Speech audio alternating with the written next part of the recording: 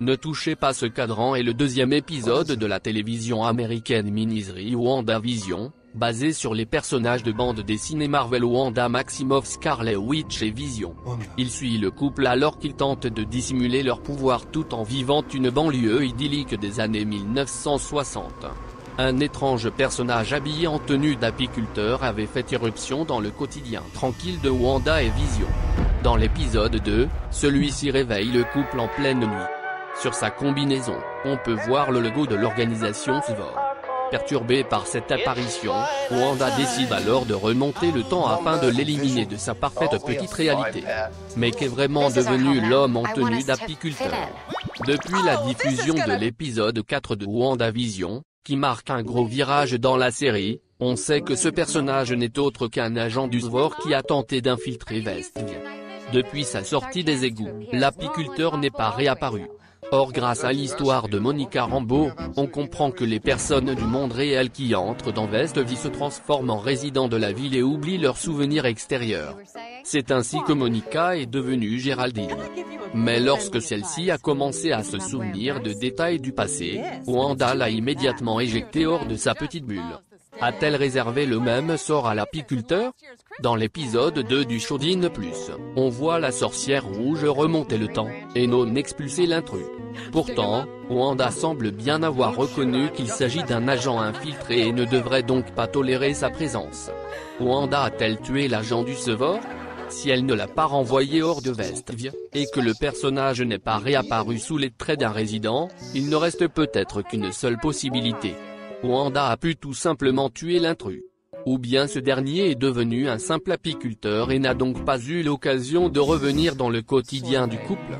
Avant de mettre les pieds à Westview, l'agent du SVOR portait en effet une tenue différente. C'est donc Wanda qui a transformé ses vêtements en combinaison d'apiculteur, signe que la sorcière rouge a déjà manipulé l'individu pour le faire entrer plus en douceur dans son univers édulcoré. S'il est encore vivant, le personnage pourrait comme Monica Rambeau bientôt se souvenir de choses du monde extérieur.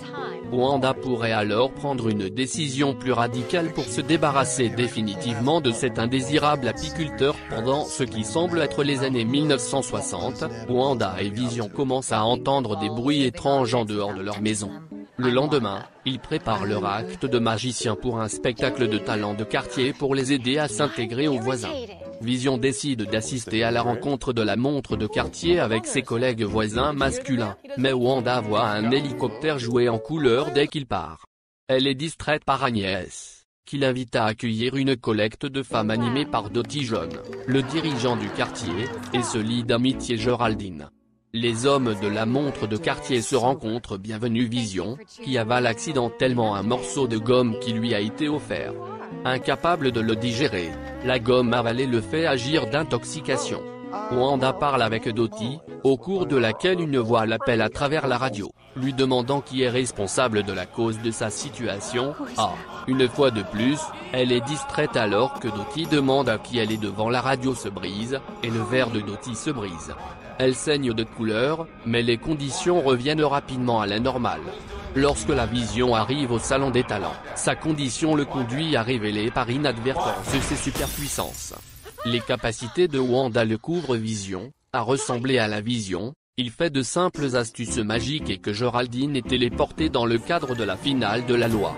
Leur performance est bien accueillie et reçoit des performances de comédie de l'année par Dottie.